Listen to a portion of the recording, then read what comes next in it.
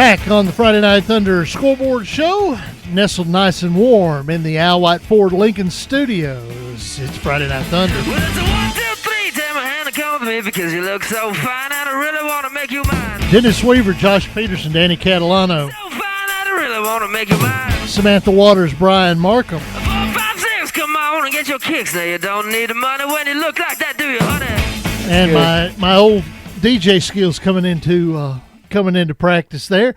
It is the scoreboard edition of Friday Night Thunder, our last segment of Week 9. Golly, Pito, one more week of the regular season, 3 weeks of the postseason. It's coming down to crunch time. We're talking about playoffs. Playoffs. I tell you who the playoff professor is. It's none other than Tom Kreager. He is if Borthwick is the junior cub reporter for the Daily News Journal, then Tom Kreager is the Papa Bear reporter for the Daily News Journal. He joins us on the Sweet Tea Bakery hotline. How you doing tonight, Papa Bear? Tom, are you with us? I can hear you now. I had a real bad reception, so I hung up and tried it again. Oh, okay. Well, you scared us there because I hate missing you. Yeah. If Borthwick is the junior cub reporter, we said you're Papa Bear. I heard that on the radio. I about lost my Mountain Dew, to be honest with you. What game were you at tonight? I was at the Eagleville. I saw Eagleville clinch their second District 9 championship in 3 years. Won 35-7. Chris Hale continued his strong season, 251 yards rushing for Mr. Hale. He's got over, I think he's at just over 1,700 yards with one game left in the regular season. We're talking to Tom Kreager. He is the playoff professor. Some interesting upsets, and we're going to talk to Ron Adelot here in just a second. But right now, you haven't had a chance maybe to fully digest everything. Any big surprises coming out of tonight, playoff-wise?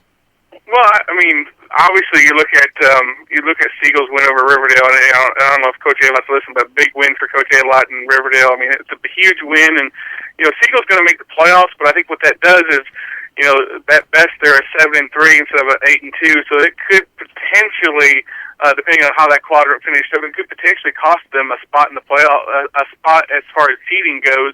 They're still in, I think, but I believe they're still in. But it could go from hosting a game to going on the road. I mean, we don't know yet. That'd be the interesting thing that goes there. Yeah, and my early look, I think that it's I think 6 wins is the only guarantee, and 6A to get you in as a wild card right now.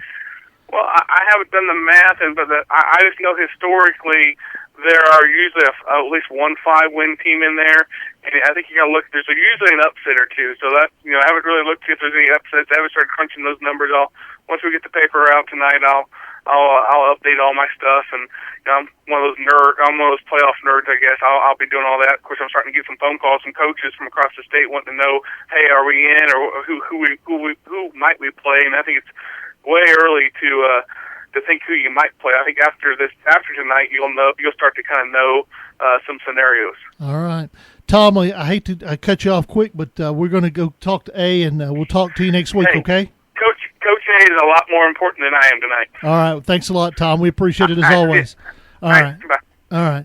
And Kreager's probably still listening on the radio, so as we bring up Coach Adelot on the Sweet Tea Bakery hotline, I'll tell him that Coach Adelot's more important than Kreager any day.